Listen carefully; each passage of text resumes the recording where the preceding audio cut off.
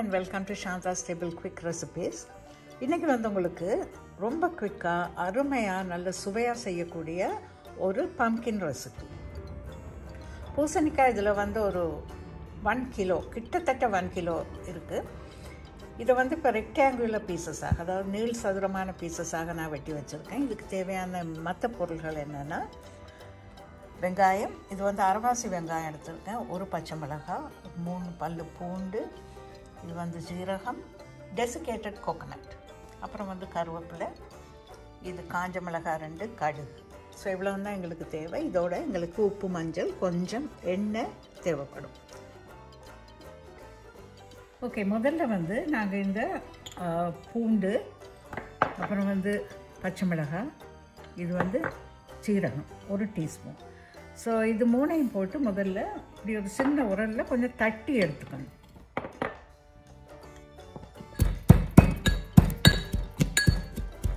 ரொம்ப பேஸ்ட் மாதிரி வரணுன்ற அவசியம் இல்லை, சும்மா அப்படி தட்டி எடுத்தாலே போதும், அந்த ஃப்ளேவர் வந்துடும். ஒரு 2 டேபிள் ஸ்பூன் எண்ணெய் சேர்க்குறேன். இது ரைஸ் பிரான் ஆயில். எண்ணெய் சூடான உடனே எப்பயும் போல் 2 துண்டு வெங்காயம் முதல்ல போட்டுக்கலாம். அப்போ எண்ணெய் வந்து தெரிக்காது. கடுகு போடும்போது எண்ணெய் தெரிக்காது. இப்போ வந்து நீங்கள் கடுகு சேர்க்கலாம். கடுகு ஒரு 1/2 டீஸ்பூன் வச்சுருக்கேன். 2 காஞ்ச மிளகாய், அப்புறம் வந்து கருவேப்பிலை, மிகுதியாக இருக்கிற வெங்காயம்.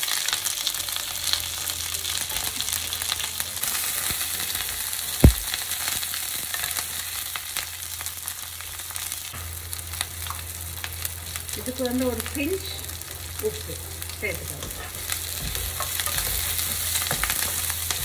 ஸ்லோ ஃபயர்லேயே வைங்க. கொஞ்சம் ஒரு பிஞ்ச் மஞ்சள்.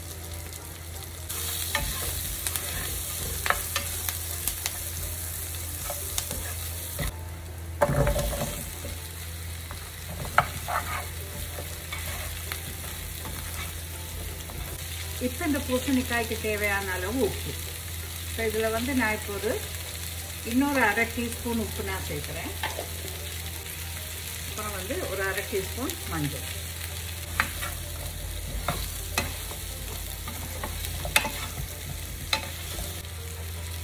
இதுக்கு 2 கப் அளவு தண்ணி சேர்த்துக்கலாம்.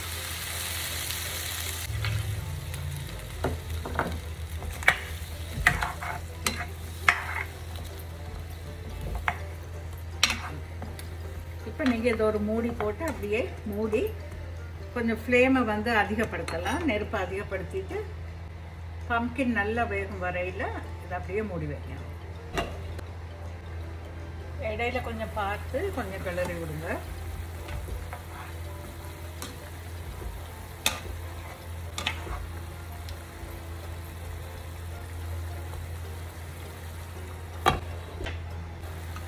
இந்த பம்கின் வந்து ஓரளவு வெந்து வர்றப்ப நீங்கள் அந்த அரைச்சி வச்சுருக்கிற இந்த சீரகம், பச்சை மிளகாய், பூண்டு, இந்த மிக்சரை எல்லாம் போட்டுக்கணும்.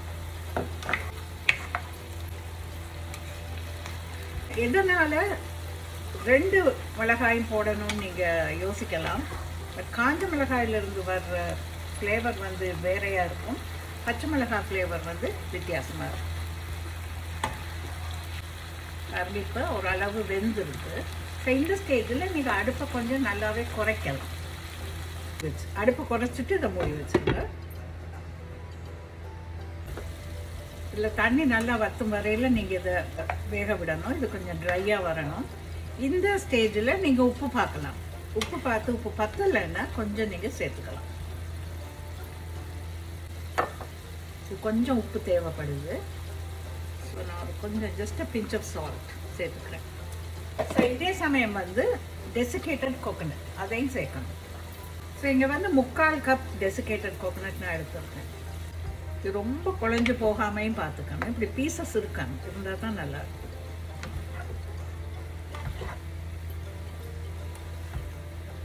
டெசிகேட்டட் கோகனட் போட்டதுக்கப்புறம் ஒரு 2-3 மினிட்ஸ் இப்படி நீங்கள் நல்லா அப்படியே மிக்ஸ் பண்ணி விட்டுட்டு அடுப்பை ஆஃப் பண்ணிடலாம்.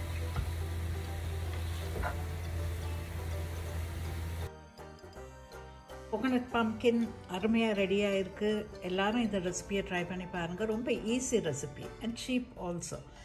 இது வந்து நீங்கள் சாதாரணமாக ரைஸோடையும் ரசத்தோடையுமே சாப்பிட்டா ரொம்ப அருமையாக இருக்கும். எல்லாரும் ட்ரை பண்ணி பாருங்கள். சாந்தாஸ் டேபிளை சப்ஸ்கிரைப் பண்ணுங்கள். மீண்டும் இது போல் அருமையான ஒரு ரெசிபியோடு நான் உங்களை சந்திக்கிறேன். தேங்க்யூ.